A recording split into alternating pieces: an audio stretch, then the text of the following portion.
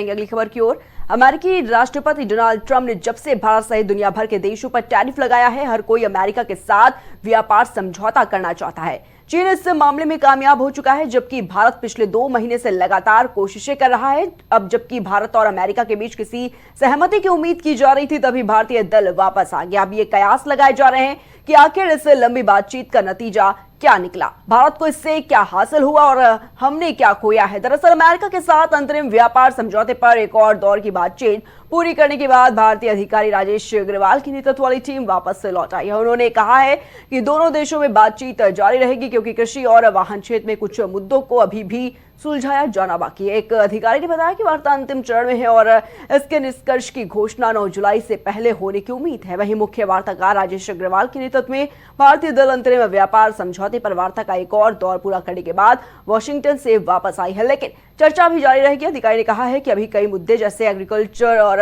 Auto पर सहमति नहीं बन पाई है, इसलिए अभी चर्चा आगे जारी रहेगी।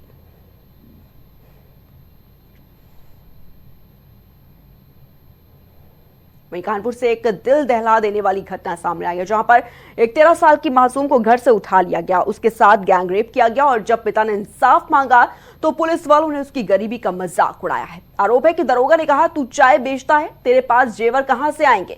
दरअसल बीते बुधवार जब बेटी अचानक सुबह 4 बजे घर से गायब हुई, एक गरीब बाप ने सिर्फ एक काम किया, 112 पर फोन मिलाया।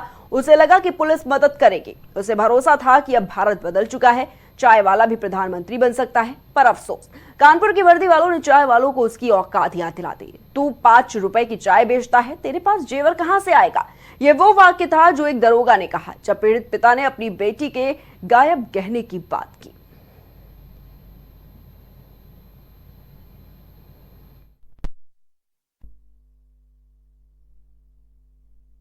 साथ मैं रात में सो रही थी। मेरे घर में कथा थी संडे वाले दिन, तो वो वहाँ गई थी मैं कन्या लेने। तो मैं वहाँ गई थी छोटी छोटी कन्या लेने। मैं उनके घर गई, मैंने उनका घर खटखटाया कि मुझे, वो राजा लोग के घर, उनके यहाँ गए थे। उन्होंने कहा, हमने कहा कि मुझे कन्या चाहिए, तो वो कहीं कोल्ड ड्रिंक पी रहे थे। वो जो कोल्ड ड्रिंक पी रहे थे वो हमें नहीं पसंद थी, पता नहीं कौन सी थी। उसमें मेरे सामने व्हाइट व्हाइट पाउडर डाला था। तो हमने कहा हमें इससे टेस्ट नहीं आता, हमें ये कोल्ड ड्रिंक नहीं पसंद है। तो उन्होंने कहा इससे टेस्ट आएगा, पियो। हमें उससे हाथ तक नहीं लगा, उसने मेरी नाक बंद करी, पिलाया उसने। वो मनीषा थी, उसने मुझे पिलाया। सर मेरी लड़की है 13 साल की, 2 महीने की। उसको राजा नाम का एक लड़का है, पड़ोसी का रहने वाला है। तो उसको बुलाकर सुबह 4 बजे 1/7/2025 को लेके चला गया। इसके बाद मैंने अपना 112 नंबर डायल किया। 4 बजे सुबह की बात है। पुलिस आई, फिर इसके बाद उन्होंने कहा थाने जाइए। हम थाने गए। फिर इसके बाद उन्होंने थाने वाले ने चौकी भेजा, हम चौकी गए। फिर वहाँ से चौकी थाना करते रहे। फिर खैर पुलिस ने हमारी मदद की, उनको घर गई, छापा मारा। जो भी 1-2 लोग मिले, उनके घर में पड़ोस के रिश्तेदार रहते हैं, मनीषा और सुरेंद्र। जो लड़का और लड़के के परिवार वाले ले गए, वो तो फरार हो गए, वो तो मौके पे नहीं मिले, लेकिन बगल में उनके रिश्तेदार रहते उसी मकान में, वो लोग मिले। तो पुलिस ने उन पर दबाव बनाया कि लड़की अगर शाम तक नहीं आई तो फिर आपके साथ मतलब कार्रवाई बहुत सख्त से सख्त की जाएगी। ये सहायता तो खैर हमें मिली पुलिस से। और शाम को हमारे पास फोन आया पुलिस चौकी रतनपुर से कि आप चौकी आइए।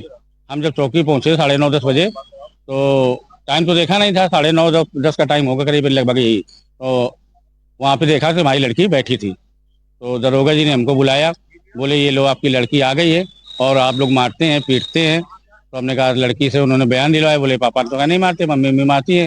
लेकिन 50,000 रुपए थे, एक गले की चैन थी, 2 अंगूठी थी, मंगलसूत्र था, कान का था, पैर का था। मेरी लड़की को बहला फुसलाकर कुछ खिलाकर मेरे घर से ले गए सवेरे 4 बजे। मेरा सामान भी ले गए और उसमें 8 लड़के और 3-4 लड़कियां औरतें हैं। पूरा ग्रुप है जिसमें कि सर्वेश, मनीषा, ममता, सुरेंद्र और जो फैमिली गई है उनके 2-1 नाम भाई हम नहीं जानते बिल्कुल। मेरी ये पूरी उनकी फैमिली है, वो लेके गए थे। ये कुल मिला के लड़कियों को, छोटी लड़कियों को बहलाते फुसलाते, बड़े बड़े सपने दिखाते हैं और ले जाकर क्या करते हैं ये तो मुझे भी नहीं मालूम। इनका यही होता ही रहता है। हमारी लड़की सवेरे 4 बजे गई, मैंने बहुत ढूंढा, बहुत वो किया, तब ये मिली है मुझे। और अभी मुझे मिली है, लेकिन मुझे पूरी तरीके तसल्ली नहीं है, मेरा सामान नहीं मिला, मुझे लड़की प्राप्त हुई है। बस मुझे इंसाफ चाहिए। देवेंद्र कुमार सोनी द्वारा लगभग दोपहर 2 बजे चौकी रतनपुर थाना पनकी पर आकर यह सूचना दी गई कि उनकी नाबालिग पुत्री जो लगभग 13 वर्ष की है सुबह 4 बजे से लापता हो गई है। इस प्रकरण की जांच की ही जा रही थी, तभी लगभग शाम 8 बजे आवेदक की नाबालिग पुत्री स्वयं चौकी रतनपुर थाना पनकी पर आई। इसी क्रम में नाबालिग पुत्री के माता पिता को बुलाया गया, उनसे आवश्यक पूछताछ की गई। इसके पश्चात नाबालिग पुत्री को उसके माता पिता के सुपुर्द किया गया। आज आवेदक द्वारा एक लिखित तहरीर दी गई है, जिसके क्रम में थाना पनकी पर तुरंत FIR पंजीकृत की जा रही है। घटनास्थल के आसपास लगे CCTV कैमरों को देख करके अन्य आवश्यक विधिक कार्रवाई अमल में लाई जाएगी। मौके पर कानून व्यवस्था की स्थिति सामान्य है। कानपुर में एक दिल दहलाने देने वाला मामला सामने आया है पनकी से, जहां पर एक 13 साल की बच्ची को उठाकर पहले ले जाते हैं, उसके गैंगरेप करते हैं। जब उसका पिता थाने इस मामले को लेकर शिकायत करने पहुंचता है तो पुलिस उसको टरकाती नजर आती है। इस मामले को लेकर जब उसने पुलिस कमिश्नर से गुहार लगाई, अब देखने वाली बात होगी इसमें मामले में क्या कार्रवाई होती। कानपुर से प्राइम TV के लिए विशाल सैनी। राजपथ में फिलहाल इतना ही। आप देखते रहिए प्राइम TV।